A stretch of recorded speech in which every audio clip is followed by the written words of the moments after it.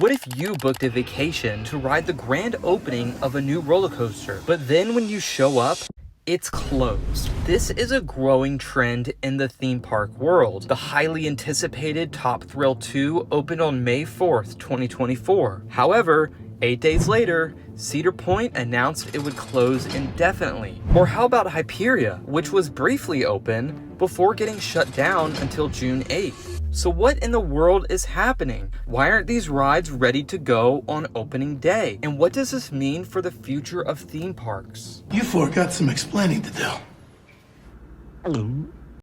There are three main reasons why these rides can have a rocky start that most people don't think about. The most obvious being safety concerns. Modern coasters are equipped with a plethora of safety measures. The more technology a coaster features, the more likely it is to encounter some operational issues. Top Thrill 2 features a lot of firsts, not just for Zamperla, but for the whole industry. The speed, the adrenaline of high-performance racing on an all-new vertical speedway. Introducing Top Thrill 2. The largest scale swing launch, the tallest vertical spike, this ride is no joke. So it's actually surprising that the problem is most likely just a train piece that needs to be redesigned. But that just goes to show how a minor issue can have a much larger impact on a coaster's opening. Theme parks often face tons of pressure to open new rides by a specific date, usually tied to marketing campaigns and seasonal peaks. Hagrid's Motorbike Adventure faced operational troubles on its opening.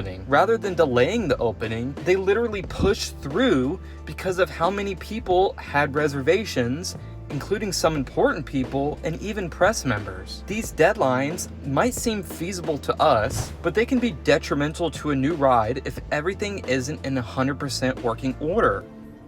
It's harder than you think. But there's one thing that is always looming in everyone's head with the opening of a new ride. We need to remember that these new coasters are pure investments. They're multi-million-dollar investments at that. New coasters will generate buzz for a park and increase ticket sales. But when a ride closes unexpectedly, every day the ride is not operational is potential money being thrown down the toilet for the park. So it does make sense to push for a new roller coaster to open on its opening date. This might all be sounding familiar to you, as another entertainment industry has become infamous for using this exact strategy.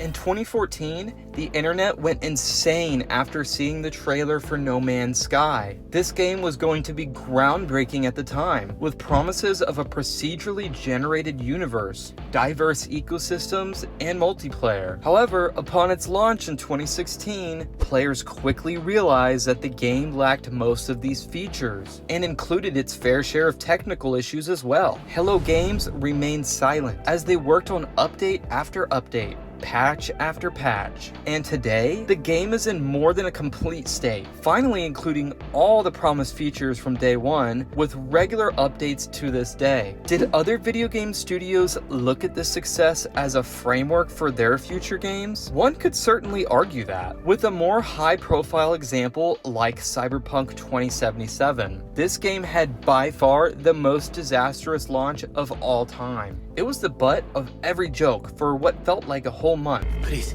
accept my apologies for the confusion. But, just like with No Man's Sky, CD Projekt Red continued to work on the game, and has turned completely around, so much so that it now has overwhelmingly positive reviews on Steam. Roller coaster fans, just like gamers, expect a certain level of quality and safety with new attractions. Much like how I expect you to hit that like button if you like coasters to stay open. But when they don't, this can lead in a possible decline in attendance and a more cautious customer base. Parks might find it harder to generate excitements for new rides, as fans will expect them to be flawed from the start. Well, there has to be a solution, right?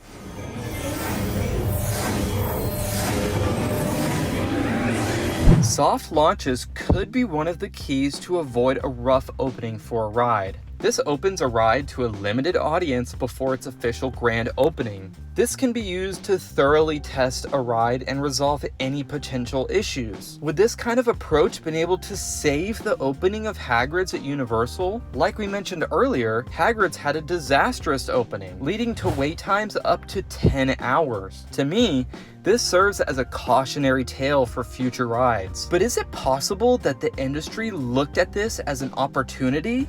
That's messed up.